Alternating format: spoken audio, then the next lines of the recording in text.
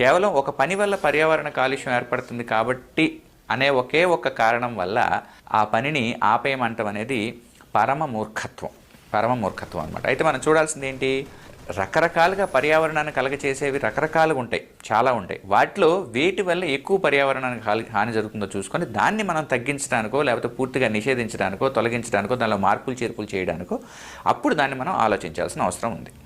ఇప్పుడు ముఖ్యంగా మనకి ఈ గత కొన్ని సంవత్సరాలుగా దీపావళికి సంబంధించి దీపావళి టైంలోనే ముఖ్యంగా వాయు కాలుష్యం పెరిగిపోతుందని చెప్పి మనకు విపరీతంగా చాలా మాధ్యమాలు కూడా ఊదరగొట్టేస్తున్నాయి. దీని మీద కోర్టులకు వెళ్ళారు, కోర్టులు కూడా రకరకాల తీర్పులు ఇచ్చినాయి. పోయిన సంవత్సరం ఏమో మీరు 2 గంటలే చేసుకోవాలన్నారు, అంతకుముందేమో ఏదో ఢిల్లీలో అసలు చేయొద్దు అన్నట్టున్నారు, సంథింగ్ ఏదో జరిగింది. సో ఇదంతా కూడా అంటే దీని మీద మనకి ఎక్కడా కూడా దేశం మొత్తం మీద దీపావళి వలన కాలుష్యం పెరిగిపోతుంది అని నిరూపించడానికి ప్రస్తుతానికి ఎటువంటి ఆధారాలు లేవు.